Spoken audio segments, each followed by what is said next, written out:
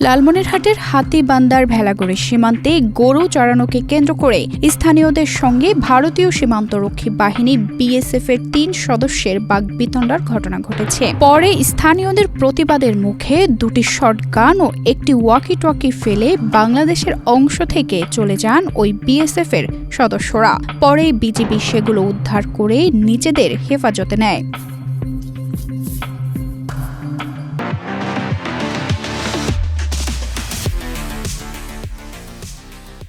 মঙ্গলবার দুপুরে ভেলাগড়ি সীমান্ত এলাকায় এমন ঘটনা ঘটে। স্থানীয়দের সঙ্গে বাগবিতণ্ডার খবর ছড়িয়ে পড়লে আশেপাশের আরও মানুষ ঘটনাস্থলে জড়ো হন। এ সময় তারা বিএসএফ সদস্যদের প্রতিবাদ ও ঘেরাও করলে পরিস্থিতি উত্তপ্ত হয়ে ওঠে। এক পর্যায়ে বিএসএফের ৩ সদস্য তাদের সঙ্গে থাকা দুটি শটগান ও একটি ওয়াকি-টকি ফেলে বাংলাদেশের অংশ থেকে সরে যান। আমার বাবা ভাই ওরা কাজ করতেছে আর আমার মা খাবার নিয়ে গেছে। আর আমি বাড়ি, আমার নাম মোহাম্মদ লিটন মিয়া। আমি যাইতেছি দুপুরে আমার মার দরকার বাড়ির, তাদের ডাকতে গেতেছি। আমি সীমানা যাই নাই, দেখি বিএসএফ ওই ছাগলগুলো যারা নিয়ে গেছে না, ওগুলো ধাওয়া করতেছে, তো ওরা তো চলে আসতেছে। তা আমি একটু হিন্দি কথা মাঝে মাঝে কই বিএসএফ এর সাথে। তা আমি গাছের উপরে দাঁড়ায় বলতেছি, দাদা এটা বাংলাদেশ, ওরা তো চলে গেছে।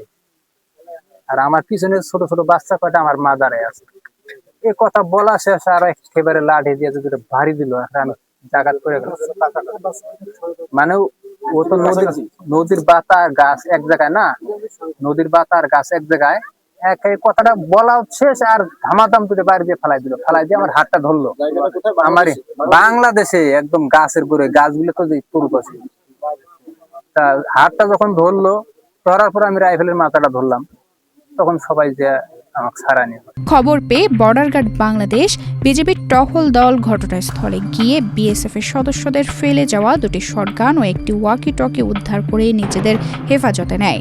ঘটনার পর সীমান্তে উত্তেজনা তৈরি হলেও পরিস্থিতি নিয়ন্ত্রণে রাখে বিজিবি। এ বিষয়ে সন্ধ্যায় বিজিবি ও বিএসএফ এর ব্যাটালিয়ন কমান্ডার পর্যায়ে পতাকা বৈঠক অনুষ্ঠিত হয়।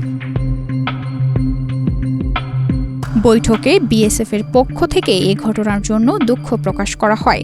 একই সঙ্গে ঘটনায় জড়িত বিএসএফ সদস্যদের বিরুদ্ধে বিধি অনুযায়ী ব্যবস্থা নেওয়ার আশ্বাস দেওয়া হয়। পরে বিএসএফ এর ফেলে যাওয়া দুটি শটগান ও ওয়াকি-টকি তাদের কাছে ফেরত দেওয়া হয়।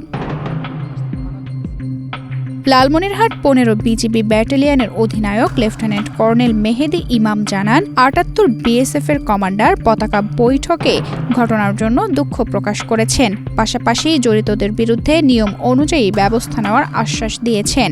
বিজিবি আরও জানায়, সীমান্তে শান্তিপূর্ণ পরিবেশ বজায় রাখতে দুই দেশের সীমান্তরক্ষী বাহিনীদের মধ্যে নিয়মিত যোগাযোগ ও সমন্বয় অব্যাহত রয়েছে। তানজিদা রহমান, ইনায়া, বাংলাদেশ প্রতিদিন।